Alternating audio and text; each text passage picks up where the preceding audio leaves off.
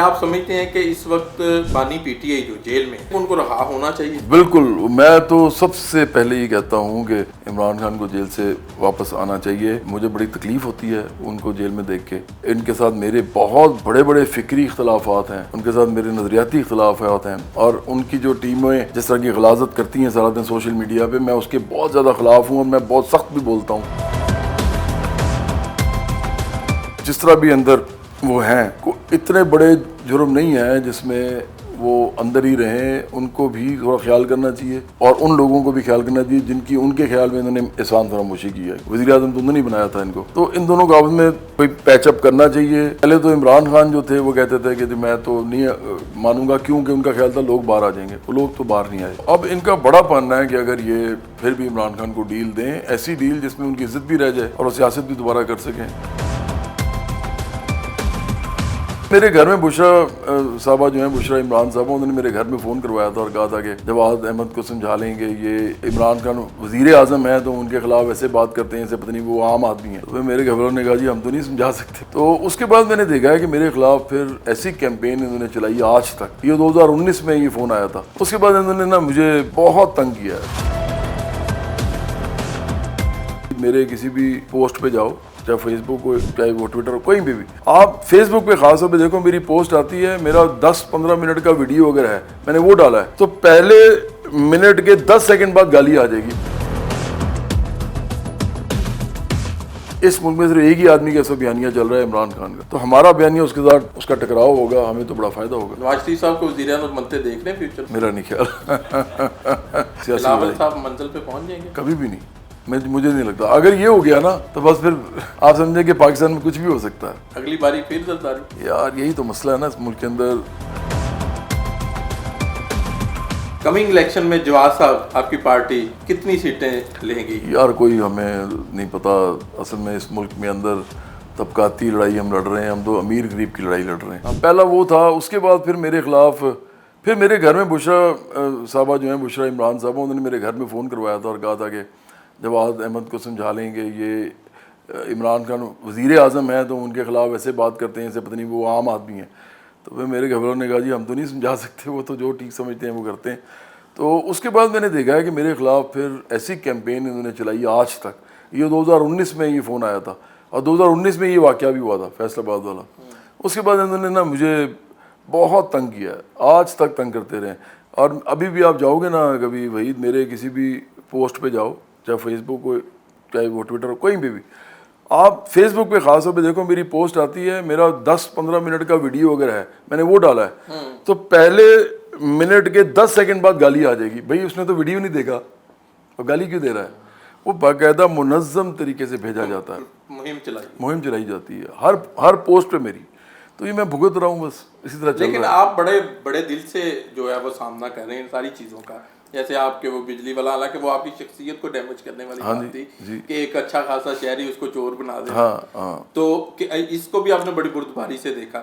क्या आप समझते हैं, मेरा वही सवाल है जवाद साहब, आप बड़े आदमी हैं, इकरार साहब को वहाँ पे इस तरह की अटैक, तो ये तो आपने तो मैंने तो कहा है कि इकरार को इतना लंबा नहीं खींचना चाहिए था, लंबा खींचा गया। शायद वो वीलॉग करने पड़ गए वहाँ पे। हाँ मतलब कुछ भी कह लें, उनकी टीम भी तो आखिर पॉलिटिकल टीम है, फिर वो उनका एक सरेआम की ट्रेनिंग भी है, तो थोड़ा ज़्यादा हो गया, और वो ज़्यादा होने की वजह से मेरा ख्याल है ज़्यादा तनकीद हुई है इनके ऊपर। फिर वही उन्होंने तरीका अपनाया कि जिस तरह वो सरेआम में पकड़ते थे, बताएं पटवारी साहब ये बात है। मतलब वही एक्ट नजर आया मुझे, तो वही मैंने फील किया कि उनको चाहिए था कि अगर बात हो गई थी, चाहे वो माजरत भी कर रहा था कि मैंने सर आपके बारे में नहीं की बात की है, मैंने अपने कुलीग से की है, तो उस वहाँ पे बात ख़त्म कर देनी चाहिए थी। हाँ शायद, अगर वो मतलब ये आप ठीक कह रहे हो कि मैंने कहा था ना लंबा खींच दिया थोड़ा सा ज़्यादा। हाँ तो जवाद साहब क्या अगले इरादे हैं? मतलब प्राइम मिनिस्टर, वो तो कहते हैं मैंने वज़ीर आज़म नहीं बनना। वो तो मेरी वाली बात ही करता ना। पहले तो मैंने कहा था मैंने कहा था वज़ीर आज़म नहीं बनना, तो लेकिन वो फिर उसने एक और बात भी की साथ कि मैं ओहदेदारी भी नहीं करनी। हाँ। तो वो मैं उनको मशवरा देता हूँ हमेशा इकरार को कि यार आप ओहदेदारी के बगैर तो पार्टी नहीं बना सकते। ओहदेदारी तो कुर्बानी होती है एक्चुअली। आप जब किसी पार्टी के ओहदेदार होते हैं तो आपने वहाँ से तो ना पैसे कमाने हैं, ना आपके पास कोई गवर्नमेंट के ठेके हैं, ना आपके पास कोई फंड है कोई, تو وہ تو آپ نے قربانی کی جگہ ہوتی ہے، اور وہ آپ جتنا عہدیداری میں زیادہ آپ نمایاں ہوں گے اتنا ہی آپ خطرے میں بھی جائیں گے، کیونکہ آپ پارٹی کے لیڈر ہیں، ملک کے نہیں پارٹی کے لیڈر ہیں۔ تو میرا خیال ہے وہ اقرار وہ کرنا پڑے گا، مجھے لگتا ہے کہ وہ عنقریب پارٹی کی عہدیداری ضرور لیں گے اگر وہ سیاست کرنا چاہتے ہیں۔ اگر وہ نہیں لیتے تو پھر اگر وہ کہتے ہیں کہ میں لوگوں کے مائنڈ بنانے ہیں، لوگوں کو ایجوکیٹ کرنا ہے، تو ایسے نہیں ہوتا ایجوکیٹ، ایسے ہی ایجوکیٹ یونیورسٹی کا مشورہ دیں گے بنا لیں۔ میں نے نہیں، اگر پالیٹکس کرنی ہے عہدیداری لینی پڑے گی، پھر آپ ایجوکیٹ کر سکتے ہیں۔ ہاں اگر آپ یہ نہیں کرنا چاہتے پھر آپ بے شک درسگاہیں بنا لیں، پھر آپ بے شک یونیورسٹیاں بنا لیں۔ کمنگ الیکشن میں جواز صاحب آپ کی پارٹی کتنی سیٹیں لیں گی؟ یار کوئی ہمیں نہیں پتہ، اصل میں اس ملک میں اندر طبقاتی لڑائی ہم لڑ رہے ہیں، ہم تو امیر غریب کی لڑائی لڑ رہے ہیں۔ میں آپ کو ایک مزیدار بات بتاتا ہوں، پتہ نہیں آپ یہ چلا سکیں گے نہیں چلا سکیں گے۔ میں تو صرف ان صحافیوں کا دوست ہوں جو مڈل کلاس سے اور غریب کلاس سے ہیں۔ میری ہر جگہ پہ صرف امیر اور غریب کا معاملہ جو کہ ہم لے کے چل رہے ہیں، ہر طبقے میں، ہر ادارے میں، ہر جگہ، ہر کھیت میں، ہر کھلیان میں، ہر انڈسٹری میں عام لوگوں کے ساتھ کھڑا ہوں، اور ان کے جو مالکان ہیں یا ان کے جو یا بڑے بڑے جو جنہوں نے ارب پتی کھرب پتی بنے ہوئے، ان کے ساتھ میں نہیں کھڑا، میں طبقاتی لڑائی لڑ رہا ہوں۔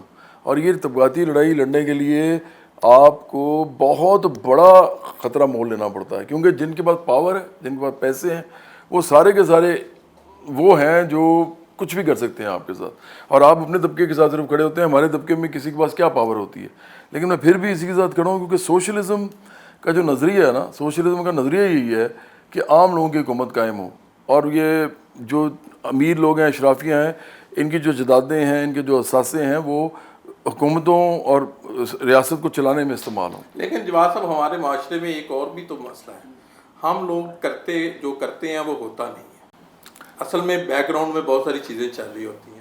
کیا آپ سمجھتے ہیں کہ اس وقت بانی پی ٹی آئی جو جیل میں ہے، کیا آپ سمجھتے ہیں کہ ان کو رہا ہونا چاہیے؟ بالکل، میں تو سب سے پہلے یہ کہتا ہوں کہ عمران خان کو جیل سے واپس آنا چاہیے۔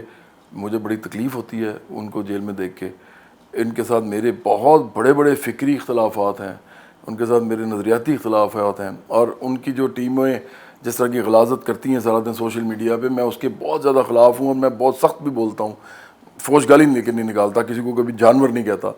لیکن میں یہ سمجھتا ہوں کہ عمران خان کو جس طرح بھی اندر وہ ہیں، کو اتنے بڑے جرم نہیں ہیں جس میں وہ اندر ہی رہیں، ان کو بھی تھوڑا خیال کرنا چاہیے، اور ان لوگوں کو بھی خیال کرنا چاہیے جن کی ان کے خیال میں انہوں نے احسان فراموشی کی ہے، کیونکہ وزیر اعظم تو انہوں نے بنایا تھا ان کو۔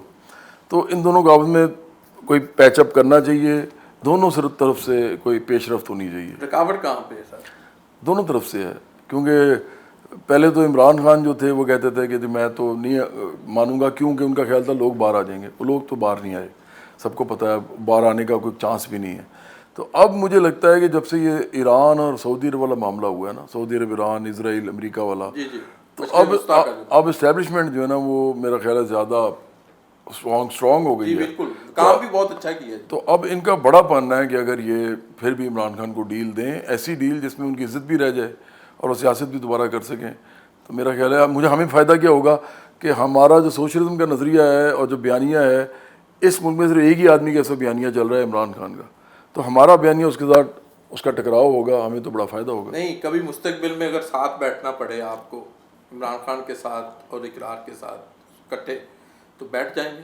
نہیں، ہمارے اگر تو وہ سوشلسٹ ہیں دونوں، اگر وہ سوشلزم کو مانتے ہیں، اگر سوشلزم کو مان جاتے ہیں اس فلسفے کو، تو پھر تو ان کے ساتھ فوراً بیٹھا جا سکتا ہے۔ اگر وہ نہیں مانتے، کیا مانتے، نظریہ آپ نے ریڈ کیا کہ عمران خان کا کیا نہیں ریڈ کیا، وہ تو پتہ ہی سب کو نا، ان کی سرمایہ دارانہ جمہوریت ہے، سرمایہ دارانہ جمہوریت کے اندر وہ ایک جمہوری پارٹی ہیں دونوں۔ وہ تحریک انصاف کی بات کرتے ہیں، انصاف کی لوگوں کے غریب لوگ۔ ہاں، لیکن وہ سوشلسٹ نہیں ہے نا، ہم تو سوشلسٹ ہیں نا، ہم تو سوشلزم کا نظریہ یہ ہوتا ہے کہ اس میں ریاست ہر انسان کی ہر چیز کی ذمہ دار ہوتی ہے۔ ان کی اہلیہ بھی جیل میں ہے۔ میں تو وہی کہہ رہا ہوں کہ ان کو باہر آنا چاہیے، کوئی نہ کوئی ڈیل ایسی بننی چاہیے جس میں اسٹیبلشمنٹ اور عمران خان اور ان کی اہلیہ جو ہیں، وہ ان کے دونوں کی باتیں، شرائط جو ہیں وہ سامنے رکھ کے بنائی جائے۔ نواز شریف صاحب کو وزیر اعظم بنتے دیکھ رہے ہیں فیوچر میں؟ میرا نہیں خیال مجھے تو یہ لگتا ہے کہ جو شریف خاندان ہے، اور بھٹو زرداری خاندان ہے، لغاری خاندان ہے، پھر قریشی خاندان ہے، پھر گیلانی خاندان ہے، اس طرح کے بہت سارے اور خاندان، قبائلی سردار، جگیردار، سرمایہ دار، یہ پاکستان کی سیاست پہ قبضہ کر کے بیٹھے ہوئے ہیں. ان میں ایک نیازی خاندان کا اضافہ ہوا ہے اس دفعہ. لیکن مجھے لگتا ہے کہ جب عمران خان نے سٹارٹ کیا تھا اپنا ہی کام، تو جن کے خلاف کیا تھا وہ اور زیادہ اسٹرانگ ہو گئے ہیں اس وقت، کم از کم ریاستی سطح پہ. تو میں تو سب کے خلاف ہوں. یہ سارے سوشلزم کے دشمن ہیں یہ سارے کے سارے جن کے میں نے نام لیے ہیں سوشلزم کے دشمن ہیں. تو میری تو لڑائی ان سب کے ساتھ ہے، سیاسی بلاول لڑائی. صاحب منزل پہ پہنچ جائیں گے؟ کبھی بھی نہیں. مجھے نہیں لگتا. اگر یہ ہو گیا نا تو بس پھر آپ سمجھیں کہ پاکستان میں کچھ بھی ہو سکتا ہے. مجھے نہیں لگتا. نہیں لگتا، کیونکہ پیپلز پارٹی کے ساتھ اتنے بڑے اب لقب لگ گئے ہیں اور ان کے پیچھے حقیقتیں بھی ہیں کہ مجھے نہیں لگتا کہ پیپلز پارٹی کے پاس دوبارہ کوئی چانس ہے. یہی آخری اننگ کھیل رہے ہیں میرے خیال میں. ان کے ساتھ مل گئی یہ شریف خاندان کے ساتھ بھٹو زرداری خاندان. اگلی باری پھر زرداری. یار یہی تو مسئلہ ہے نا اس ملک کے اندر. فوج گالی نکالتا ہے تو وہیں اس کو پکڑیں گے، کیونکہ وہ بات آگے سے آگے پھر جائے گی، وہ اگلی دفعہ سے بھی بڑی نکالے گا. آپ کو پاگل ہمارے نا، میں پہلے بھی میں نے 1-2 دفعہ یہ بات کی ہے. میں نے گانا سنتا تھا کینی راجرز کا، اس کا نام تھا کاورڈ آف دا کاؤنٹی، مطلب پوری محلے کا بزدل، یہ اس کا نام تھا. تو اس کے آخری لائنز یہ ہیں، اس میں ایک بزدل آدمی دکھاتے ہیں کہ بزدل آدمی ہے، وہ کہیں پہ بھی نہیں لڑتا، کسی چیز کے بھی نہیں لڑتا، وہ ہر جگہ بھاگ جاتا ہے. کوئی اس کو کچھ بھی کہے، اس کے ارد گرد لوگوں کو کچھ بھی کہے، بھاگ جاتا ہے. ایک دن جس کے ساتھ اس کی شادی ہونے والی ہوتی ہے، اس لڑکی کو اٹھا کے لے جاتے ہیں وہ جو گینگسٹرز ہوتے ہیں. تو وہ جب اٹھا کے لے جاتے ہیں تو اس کو پتہ چلتا ہے، تو یہ نا جذباتی طور پہ بھاگتا بھاگتا وہاں چلا جاتا ہے. اب اس کو پتہ بھی نہیں ہوتا اب ادھر کیا ہے، تو دیکھتا ہے تو وہ گینگسٹر ہوتے ہیں سارے. لیکن پھر نا اس دن اس کو پتہ نہیں کیا ہوتا ہے کہ اس دن وہ سب سے لڑ پڑتا ہے اور سب کو وہ گرا دیتا ہے. تو آخر میں وہ بتاتا ہے کہ میرے جو والد صاحب تھے مجھے ہمیشہ کہتے تھے کہ بیٹا سن you don't have to fight to be a man, کہ بیٹا تم نے یہ بتانے کے لیے کہ تم مرد ہو نہیں لڑنا. پھر لیکن وہ کہتا ہے کہ میرے بابا کو ایک بات نہیں سمجھ آئی جو مجھے آج سمجھ آئی، وہ یہ ہے کہ sometimes you got to fight if you are a man, کہ اگر آپ مرد ہیں تو پھر آپ کو کبھی کبھی لڑنا بھی پڑ جاتا ہے.